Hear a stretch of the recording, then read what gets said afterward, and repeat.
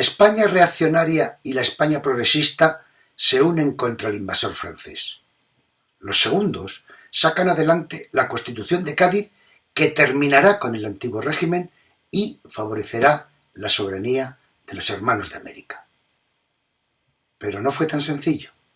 Asistimos, entre 1808 y 1823, a golpes y contragolpes entre liberales y absolutistas.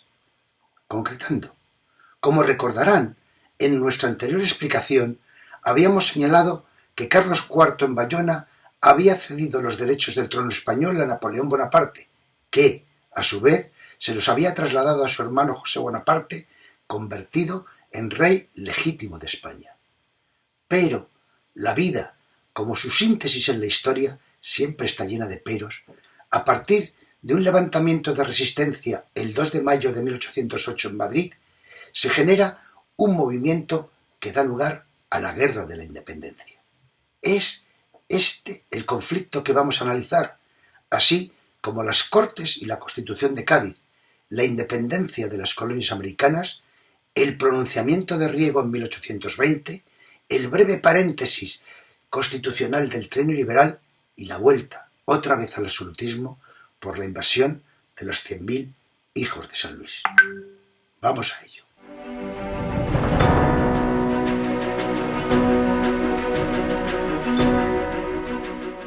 Guerra de la Independencia y consolidación de las dos Españas. Stanley Payne, el profesor de Historia de la Universidad de Columbia, en su obra España, una historia única, considera que la llegada a nuestro país de la Revolución Francesa en su versión más moderada, por la vía de la invasión militar y la subsiguiente Guerra de Independencia, dio lugar a una gran mitología. El país generó el mito del sacrificio patriótico plasmado en la gran resistencia nacional y el del guerrillero como representante del pueblo tradicional y patriota. Los españoles que recurrían a la violencia no eran monstruos sádicos, sino que solían ser héroes que combatían con su coraje y una tenacidad inusuales, dispuestos a sacrificarse para conservar su independencia y su estilo de vida. La realidad, añade Payne, fue que la Guerra de la Independencia fue mucho más compleja. Generó dos nuevos términos políticos y militares que España proporcionó al mundo contemporáneo: guerrilla y liberal. Con ella se iniciaron las dos Españas de la época contemporánea, una católica y tradicionalista, la otra liberal y anticlerical, que en el curso del siglo XIX pasarían a caracterizar dos grupos opuestos, el de los católicos conservadores y el de los radicales sociopolíticos de signo anticatólico. Mientras tanto, la independencia de los virreinatos americanos no fue el producto del enfrentamiento con la metrópoli como en el caso de los Estados Unidos, sino fruto del desmoronamiento del sistema español que les llevó a proclamar su autogobierno. Vamos a iniciar una breve crónica de la Guerra de la Independencia y lo vamos a hacer de la mano de Vicente Palacio Atar, un maestro de historiadores.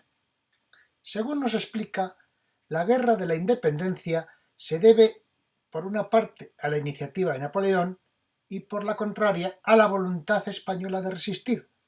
Tengan en cuenta que Napoleón en Europa no estaba acostumbrado a esto. Es decir, cuando su ejército derrotaba a prusianos, austriacos, italianos y sus estamentos políticos, sus reyes se rendían, el pueblo se sometía a los nuevos invasores. En España no fue así. Palacio Atar habla de dos razones de Napoleón para querer invadir España. Por una parte está la estratégica, afianzar el bloqueo continental contra Gran Bretaña, pero había otra política subjetiva. Era eliminar a los Borbones supervivientes en el trono de España para que su sombra no se proyectara sobre la legitimidad de la dinastía napoleónica en Francia. El propio Napoleón, en sus memorias, que escribió cuando estuvo ya preso antes de morir en la isla de Santa Elena, reconoce su horror. El desprecio que sentía por la corte bufa de Carlos IV y Godoy le hacía extender su desprecio a todo el pueblo español, que, en su opinión, era una chusma de aldeanos dirigida por una chusma de curas. El problema para Napoleón fue que esa chusma iletrada católica fue capaz de levantarse y que la minoría ilustrada, que una parte se plegó y se convirtió en afrancesada, otra asumió la dirección de la resistencia. La represión del 2 de mayo en Madrid fue la señal para una insurrección general. Ante el vacío de poder surgen las juntas provinciales. El 25 de mayo de 1808, la Junta de Asturias, que declara la guerra a Francia y envía emisarios a Inglaterra, entre ellos el conde de Toreno, José María Queipo de Llano, que es un liberal moderado. Y el 6 de junio de 1808, la Junta de Sevilla hace lo mismo. La guerra de la independencia, desde el principio, no le fue bien a Napoleón. En el periodo entre junio y octubre de 1808 vemos que el ejército francés tenía 92.000 hombres repartidos por España en 4 cuerpos de ejército. Y el ejército español, aunque era superior en número, 101.000 y pico hombres, tenía 14.000 de ellos al mando del marqués de la Romana, que estaban en Holanda a las órdenes francesas por los tratados interiores, y que también por el tratado de Fontainebleau había otros cuerpos de ejército ocupando Portugal a las órdenes del general francés Junot. Es decir, que en España quedaban 85.000 hombres repartidos por todo el territorio y solo había 2 puntos posibles de concentración alejados de las zonas de ocupación francesa, una Andalucía y otra Galicia. Hubo un hecho importante. El general Dupont, que estaba en el centro de España, avanzó hacia Cádiz sin cubrir su retaguardia y fue derrotado por el ejército español al mando del general Castaño en Bailén. Esto sucedió el 19 de julio de 1808. Esta derrota tuvo grandes consecuencias. Por una parte, el ejército francés sufrió numerosas bajas, pero además es que era su primera derrota en Europa. Ante este acontecimiento, Austria, que se había rendido, decide preparar una nueva coalición. Inglaterra firma una alianza con España y Rusia, que había firmado con Francia el Tratado de Tilsit, lo rompe y comienza a comerciar con Inglaterra. Todos los planes franceses se trastocan. Los franceses se repliegan al Ebro y las tropas del marqués de la Romana, que estaban en Holanda, como les había dicho, regresan a España. Veamos ahora operaciones navales, guerrilla y contragolpes. La guerra en el mar. La superioridad naval inglesa y española en el área peninsular contribuyó eficazmente a restablecer el equilibrio de fuerza. Esta guerra naval es menos espectacular y por ello es menos conocida. Además de la inicial victoria de la escuadra del almirante Ruiz de Apodaca sobre la de Rosilly en la batalla de la Poza de Santa Isabel, en la bahía de Cádiz, en junio de 1808, que constituyó el primer triunfo importante, a lo largo de la guerra se cubrieron los siguientes objetivos.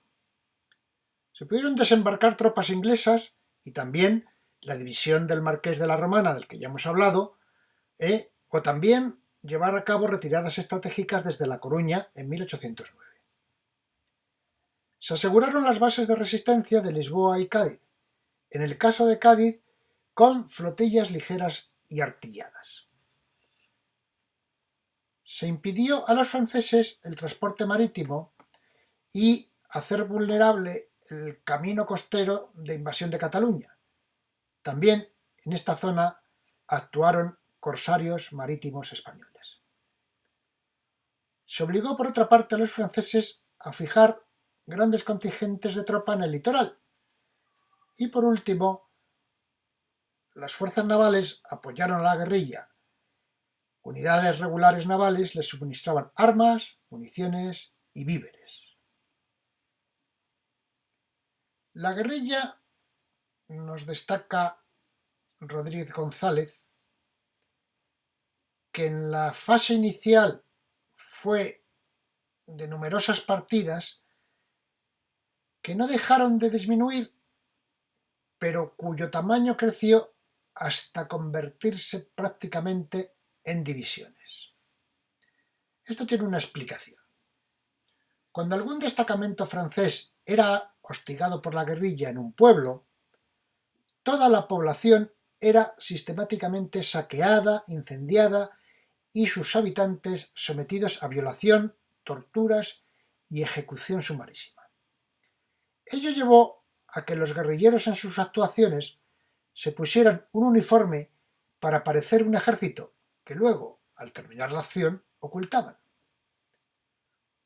Este tipo de actuaciones de civiles, militarizados por unas horas, era ya el modelo de los somatenes en Cataluña. Desde el ejército regular se aprovechó el entusiasmo insurreccional inicial como fuente de reclutamiento, pero siempre trataron de regularizar e integrar. Los más conocidos guerrilleros fueron Francisco Espozimina en Navarra y Aragón y Juan Martín Díez, el empecinado, en Guadalajara. Contragolpe francés de 1810. Los franceses estaban muy dolidos por la derrota de Bailén y hicieron un grandísimo esfuerzo militar concentrando en España 270.000 hombres en 7 cuerpos de ejército. Los efectivos españoles mantuvieron sus ejércitos en Cataluña, Andalucía, Asturias, Galicia y Extremadura. Portugal estaba controlada por el general inglés Duque de Wellington. Los franceses fueron derrotados en Torres Vedras y en Fuentes de Oñoro, pero consiguieron ocupar Lérida y Tortosa, cortando la comunicación entre Barcelona y Valencia. Guerra de desgaste en 1811 y 1812 y ofensiva final en 1813. En 1811, la campaña del general Suchet en Valencia continúa con éxito ocupando la ciudad, pero en 1812 la guerra cambia de signo. Napoleón saca el grueso de sus tropas de España para formar la Gran Armée con el objetivo de invadir Rusia. Hay un hecho importante. En la batalla de los Arapiles, es un sitio cerca de Salamanca, el 22 de julio de 1812, enfrentó a casi 50.000 hombres en cada bando. Fue una batalla en dimensiones y en resultados equiparable en importancia dentro de las campañas napoleónicas a la derrota de la batalla de Waterloo en 1815. Las tropas anglo-hispano-portuguesas al mando del Duque de Wellington, por España iban únicamente 3.400 infantes y 1.000 lanceros, derrotaron a las francesas del general Marmont, al que infligieron más de 12.500 bajas, incluyendo prisioneros. Tras la batalla de Arapiles, el Duque de Wellington inicia la ofensiva. El 12 de agosto de 1812 toma Madrid y José I huye a Valencia. La contraofensiva francesa recupera Madrid el 2 de noviembre. Para finales de 1812, los franceses conservan posiciones en España, salvo Andalucía, que habían perdido definitivamente, pero se hallan muy debilitados y sin posibilidades de refuerzos tras el desastre que han sufrido en Rusia. En la primavera de 1813, los anglo-españoles, bajo el mando de Wellington, al que se habían unido los ejércitos del general Castaños, de Castilla, y del general Lacy, en Galicia, inician un ataque frontal y vencen en Vitoria. El 31 de agosto conquistan Pamplona y el general español Freire derrota a los franceses en San Marcial. En octubre de 1813, el general francés Soult se retira hacia Pau y Toulouse, y las tropas anglo-españolas penetran en Francia. El 11 de abril de 1814, Soult solicita la firma de un armisticio. Antes de este armisticio, Napoleón había firmado con Fernando VII el Tratado de Valency el 18 de diciembre de 1813, que careció de valor efectivo, pero en virtud del cual el rey de España regresó a su país el 24 de marzo de 1814. Las Cortes de Cádiz y la Constitución de 1812. Tras la articulación espontánea de las juntas provinciales, la coordinación del poder y la dirección de la guerra se intenta con una junta central en septiembre de 1808. Su fracaso político le lleva a la autodisolución. Le sucede una regencia de 5 personas que se trasladó a Sevilla en diciembre de 1808 y a la isla de León, Cádiz, en enero de 1810. La regencia convocó Cortes Constituyentes que se reunieron desde el 24 de febrero de 1811 hasta el 25 de septiembre de 1813. Dichas Cortes redactaron la Constitución que fue aprobada el 19 de marzo de 1812. Las Cortes de Cádiz se reúnen cuando casi todo el territorio está ocupado por los franceses. Algunos diputados tardan meses en llegar y son sustituidos por residentes de Cádiz. El ambiente comercial y liberal de la ciudad influye en la asamblea. Las grandes polémicas se centran en la soberanía nacional, la Inquisición y la abolición de los señoríos jurisdiccionales. Lo que avanza es una posición intermedia entre los absolutistas y los liberales más extremos. El capítulo primero de la Constitución, en su artículo 1, decía: la nación española es la reunión de todos los españoles de ambos hemisferios, puesto que había diputados de las distintas colonias americanas representando a sus territorios. El artículo 2 dice: la nación española es libre e independiente y no es ni puede ser patrimonio de ninguna familia ni persona. Artículo 3. La soberanía nacional reside esencialmente en la nación y por lo mismo pertenece a ésta exclusivamente el derecho de establecer sus leyes fundamentales. Artículo 4. La nación está obligada a conservar y proteger por leyes sabias y justas la libertad civil, la propiedad y los demás derechos legítimos de todos los individuos que la componen.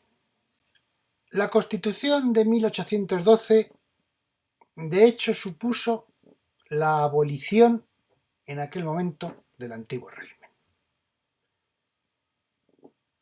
De los 308 diputados que la redactaron, veamos cómo era su distribución.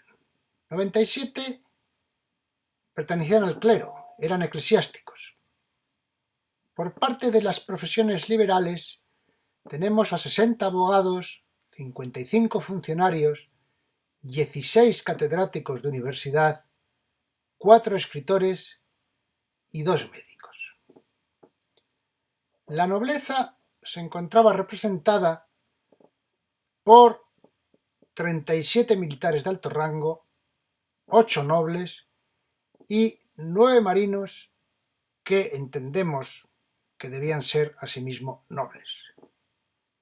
La burguesía, de alguna manera, estaba representada por 15 propietarios, fundamentalmente propietarios de tierra, y 5 comerciantes que eran comerciantes andaluces.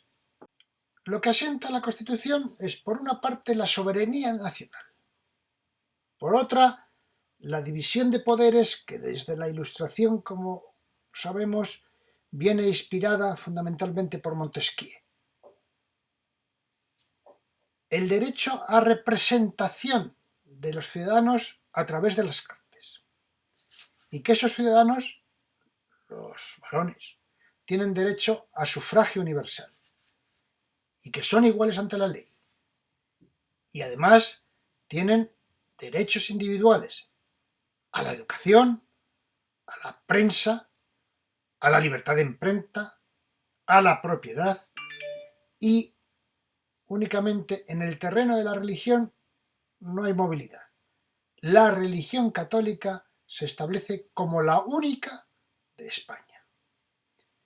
El texto aprobado en Cádiz fue el resultado de un compromiso entre liberales y absolutistas, favorable a los primeros por la situación política en que se llevó a cabo. Cuando en el artículo 6 vemos que los españoles deben ser justos y benéficos, o en el 13 que el objeto del gobierno es la felicidad de la nación, podemos entender que la Constitución no sólo pretendía regular el ejercicio del poder, sino también conseguir una ordenación general de la sociedad. Este carácter ético desaparece posteriormente por influencia del positivismo. La Constitución de Cádiz, la Pepa, ya que se aprobó el día de San José, se mitifica posteriormente. Pasa a ser el símbolo liberal por excelencia y llega a pensarse que puede ser la panacea de los problemas nacionales. Ese punto de vista es exagerado, puesto que se trató de una apertura que, aunque termina con el antiguo régimen, por aquel momento, lo hizo de una forma tímida y desde luego no radical. Aislamiento político e influencia de las ideas constitucionales en la independencia americana.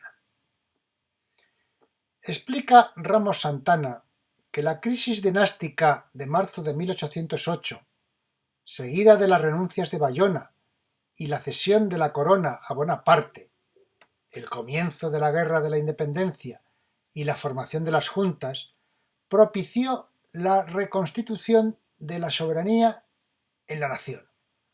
Un proceso que, desde el primer año del periodo analizado, se dio también en la América española.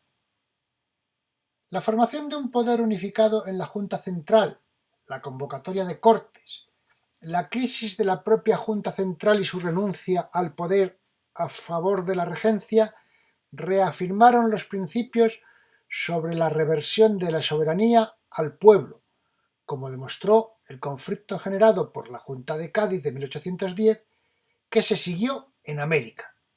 Por fin, la Constitución de 1812 consagró el principio de que la soberanía reside en la nación y, anulada la Constitución en 1814, repuesta en 1820 y anulada de nuevo en 1823, todo este proceso español constituyente, engrandecido por la lucha de una nación en armas por su independencia, se convirtió en modelo destacado para movimientos insurreccionales que apostaban por la libertad nacional en Europa y América, a lo que hay que añadir la influencia teórica e ideológica en el contexto de los movimientos liberales europeos y americanos.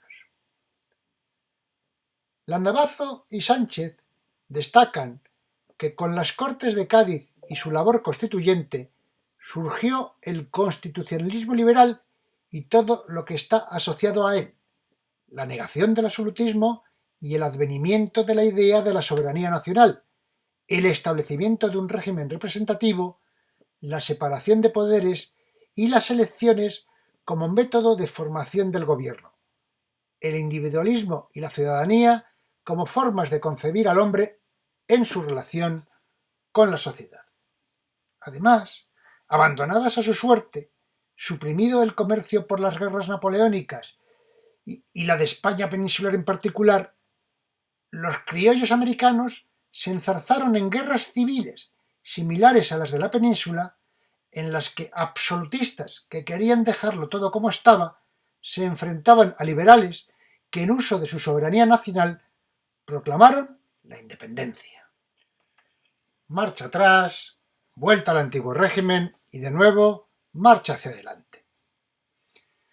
Al regreso de su cautiverio en Francia, Fernando VII recibe un escrito privado, conocido como Manifiesto de los Persas, en el que 69 diputados de las Cortes de Cádiz, liderados por Bernardo Mozo de Rosales, diputados absolutistas, que tan solo habían conseguido entre sus reivindicaciones el que el Estado se declarara confesional, pero que no pudieron frenar que se aceptara mayoritariamente por parte de los diputados la Declaración de Soberanía Nacional, principio básico del liberalismo, proponen al rey la abolición de la Constitución de 1812 por herética e ilegítima, al rechazar la soberanía de origen divino.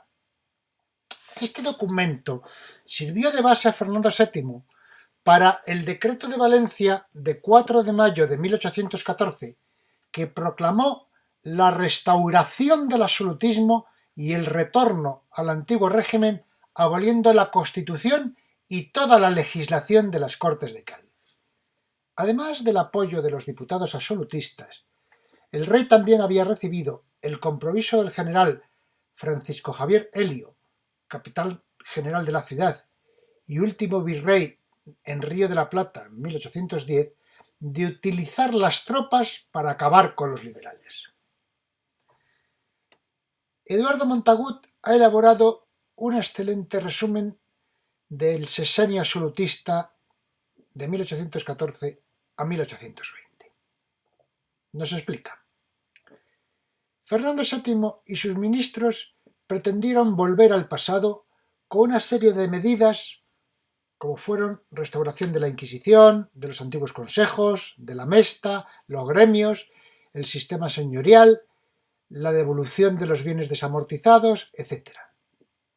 La represión se desató contra los afrancesados y liberales, metidos en un mismo saco, a través de 3 medios: cárcel, destierro y pena de muerte. Además, comenzó el primer exilio de la historia contemporánea española. Los exiliados se refugiaron en Francia y el Reino Unido, donde comenzarían a conspirar para restablecer el sistema constitucional. España estaba en una situación extremadamente difícil por la guerra abierta por la independencia de las colonias americanas, mientras la hacienda real se encontraba en la ruina. La deuda se elevaba a 1.500 millones de reales en 1817, aumento considerable por la guerra en América. Aunque se pretendió volver al sistema fiscal del antiguo régimen, el gobierno fue consciente de que era incapaz y hubo que intentar una reforma fiscal de signo liberal, como la establecida en Cádiz y derogada 2 años antes, una contribución única y proporcional a los ingresos. Los estamentos privilegiados se opusieron y la reforma del ministro Martín y Garay fracasó. En este contexto de profunda crisis, los liberales iniciaron una larga serie de pronunciamientos que caracterizaron a todo el siglo XIX español. En el sexenio absolutista llegaron a producirse hasta 8 pronunciamientos, pero solamente el de enero de 1820 tuvo éxito. Efectivamente, el 1 de enero de dicho año se sublevó el ejército acantonado en las Cabezas de San Juan, Sevilla, dirigido por el teniente coronel Rafael de Riego, que debía marchar a América. Aunque al principio Riego no consiguió apoyos y parecía que su pronunciamiento iba a ser otro fracaso, la revolución se extendió por diversas ciudades andaluzas y del resto de España, por lo que Fernando VII se vio obligado a jurar el 7 de marzo de 1820 la Constitución de 1812. Trienio liberal y otra vez vuelta al absolutismo con los 100.000 hijos de San Luis. Tras el pronunciamiento de Riego, Fernando VII, como hemos comentado, jura la Constitución el 7 de marzo de 1820, situación que coincide con las revoluciones liberales de 1820 en Europa. Señala Montagut que las medidas que se adoptaron iban encaminadas a cimentar un sistema de libertades políticas, supresión de la Inquisición, libertad de presos políticos, vuelta a sus cargos a las autoridades constitucionales en ayuntamientos y otras instituciones, convocatoria de elecciones a Cortes y creación de la Milicia Nacional. Los liberales, añade, estaban divididos. Por una parte, los moderados, que buscaban un compromiso con los antiguos grupos dominantes y el monarca para asentar un programa básico, mínimo, de reformas. Por otra, estaban los liberales exaltados, que querían aplicar la Constitución de Cádiz en su literalidad y reducir el poder del rey. Los moderados pretendieron reformar la Constitución en un sentido conservador, introducción del sufragio censitario, que solo pagaban los que pagaban contribuciones y rentas, y creación de una segunda cámara para evitar o haber una segunda oportunidad si salía mal en la primera. No consiguieron sacar adelante la reforma porque la oposición exaltada fue firme. Los moderados aprobaron una ley de supresión de órdenes monacales y reformas regulares, uno de los puntos básicos del programa liberal. También abolieron los gremios. Se procedió a iniciar un proceso de desamortización de bienes eclesiásticos y se suprimió el mayorazgo de la nobleza. El objetivo era fundamentalmente económico. Querían dinamizar la economía al suprimir las trabas que imponía el antiguo régimen y de esa manera sanear la maltrecha hacienda. Los gobiernos de esta etapa, continúa Montagut, vivieron en crisis constante. Por un lado estaría la fuerte oposición y las conspiraciones de los exaltados, y por otra las intrigas del rey y la acción de la guerrilla realista que se levantó contra el gobierno a comienzos de 1821, siendo muy importante en Álava, Navarra, Aragón y Cataluña. Esto es un precedente de las guerras carlistas.